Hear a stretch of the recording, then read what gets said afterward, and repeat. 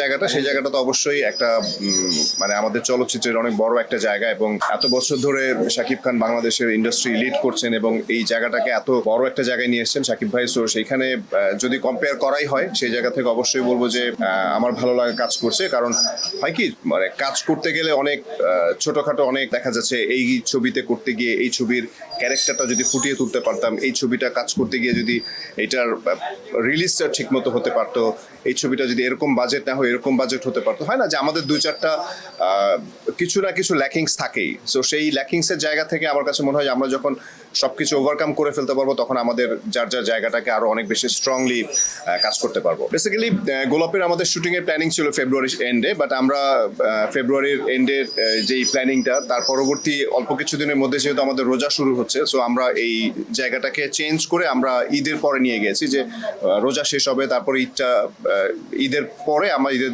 যে গ্যাপটা, সেই গ্যাপের পরে আমরা শুটিংটা শুরু করব। এটার পেছনে আসলে কারণও ছিল, সেটা হচ্ছে স্ক্রিপ্টিংটা আরেকটু স্ট্রংলি আমরা কাজ করতে চাচ্ছিলাম। সেটা হচ্ছে যে আমাদের 19 জানুয়ারি যখন আমার গোলাপ মুভির যে ফার্স্ট লুকটা প্রকাশ করা হয়, তখন সেটা নিয়ে আসলে অনেক বেশি পজিটিভ রিভিউ পেয়েছিলাম। সো এই পজিটিভ রিভিউর জায়গা থেকেও কিন্তু আসলে একটা দায়িত্বটা বেড়ে যায়। আমার কাছে মনে হয় যে এই কাজটা যদি আরো সিরিয়াসলি করা যায়, যেহেতু আমি এবং পরিমণি এখানে প্রথমবারের মতো কোনো ছবিতে অ্যাক্টিং করতে যাচ্ছি, কোনো ছবিতে কাজ করতে যাচ্ছি শামসুল হুদা ভাইয়ের, সো ওই সিরিয়াসনেসের জায়গা থেকে আমার কাছে মনে হয় যে একটু পিছিয়ে আমরা এপ্রিল থেকে শুটিং শুরু করব এবং সবাই এনজয় করবে ছবিটা যখন হলে গিয়ে দেখবে, যখন শেষ হবে। আমার কাছে মনে হয় যে গোলাপের আরো অনেক বড় বড় ধামাকা আছে যেগুলো ওয়েট করছে সবার জন্য। গোলাপ হচ্ছে আমার যে চরিত্রটা করছি সেই চরিত্রটার নাম হচ্ছে গোলাপ, এবং পরিমণি যে চরিত্রটা অভিনয় করছে সেটার নাম হচ্ছে ডানা।